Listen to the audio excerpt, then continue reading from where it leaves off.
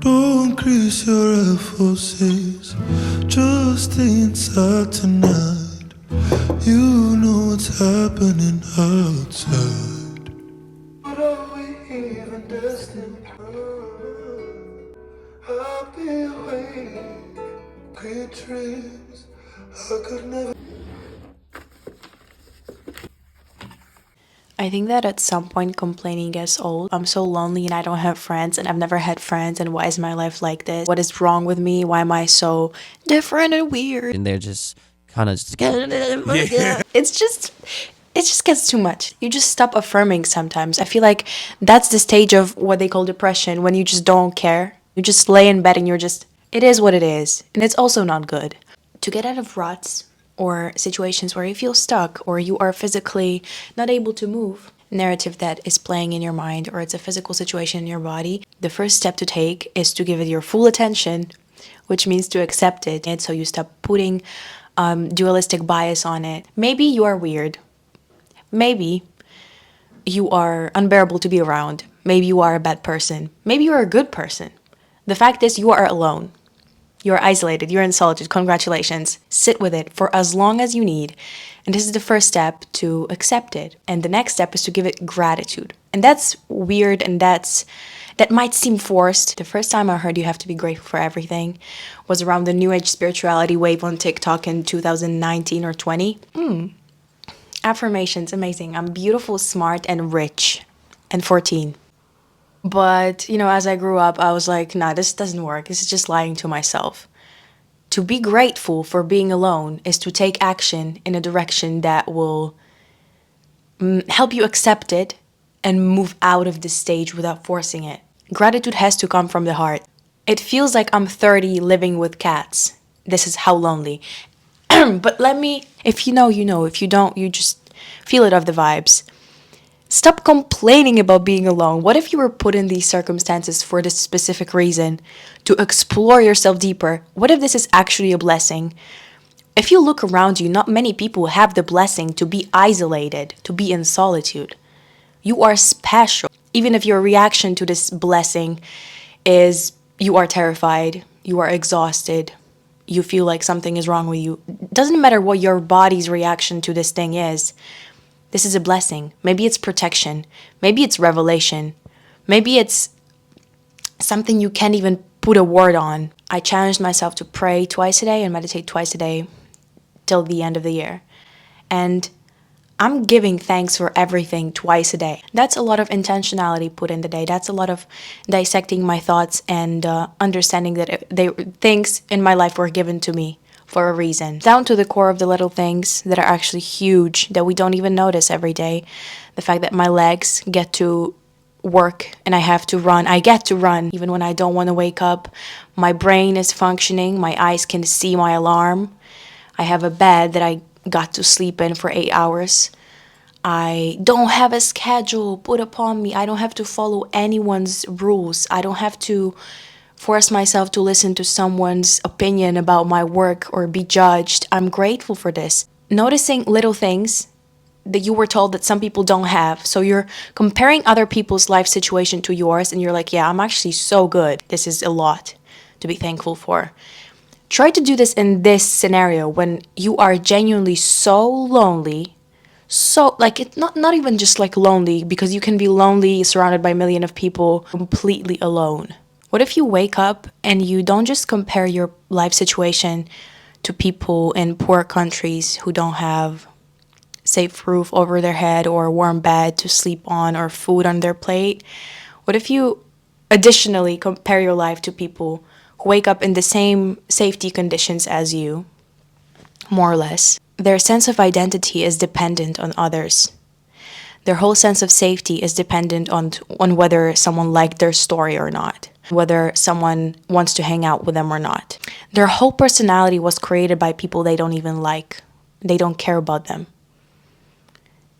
What if you compare this level of poor to your level of rich and be grateful for how lonely you are.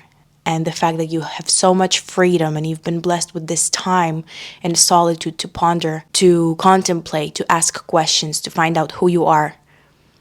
And you're so ungrateful sitting here complaining how isolated and lonely you are. What if it's a blessing? I'll jump into another topic. My dad told me, it was probably a few months ago, but it stuck with me. I don't remember why this conversation even started, but he was like, your generation is so blessed. This is what he told me. You don't have children.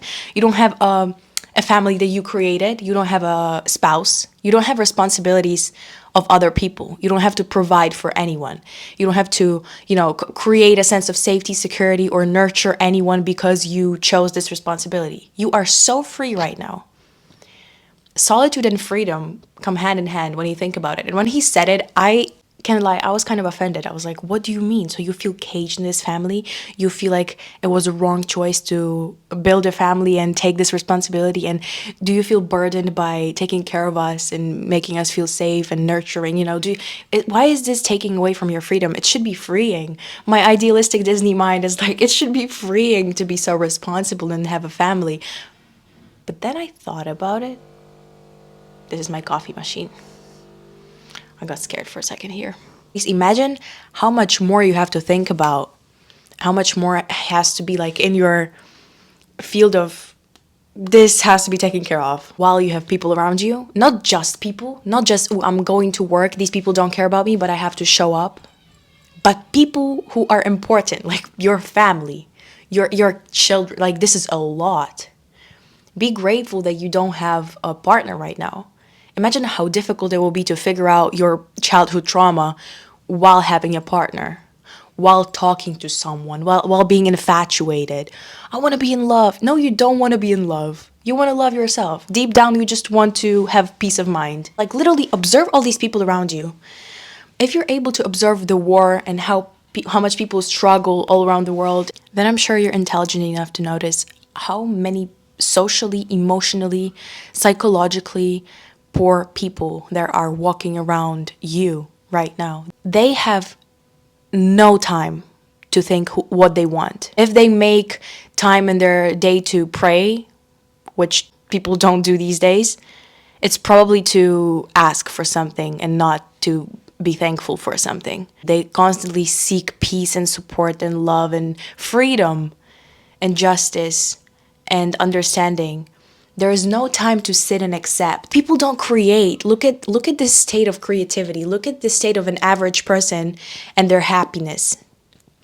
You are so blessed. You are in a unique situation where you have hours, days, months, years to spend figuring out who you are, what you like, where you want to go. Open Pinterest, get inspired.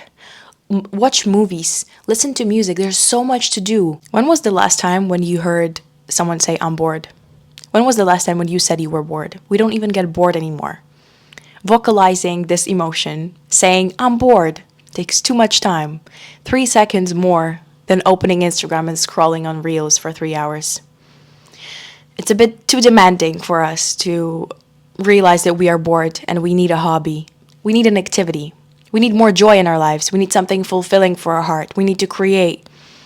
We need to conceptualize our thoughts into art, into words, into writing, into visual things. We can create so much. We can have so much fun here. We're just wasted. It all starts with being grateful for every blessing that feels disgusting.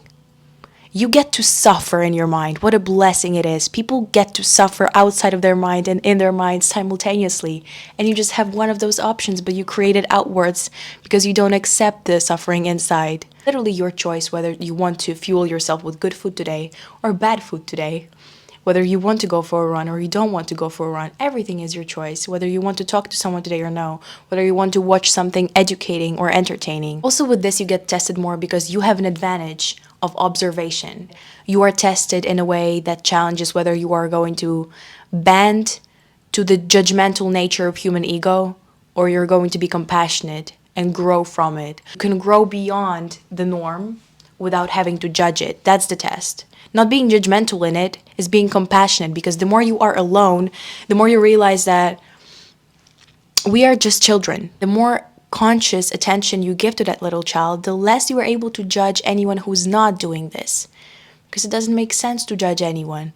You could, but then it just only means that you're running away from your inner child by judging someone else's. Because why would you judge someone if you wouldn't judge yourself? Why would a rich person judge someone poor? You have to be poor in one way or another to judge someone who doesn't have money.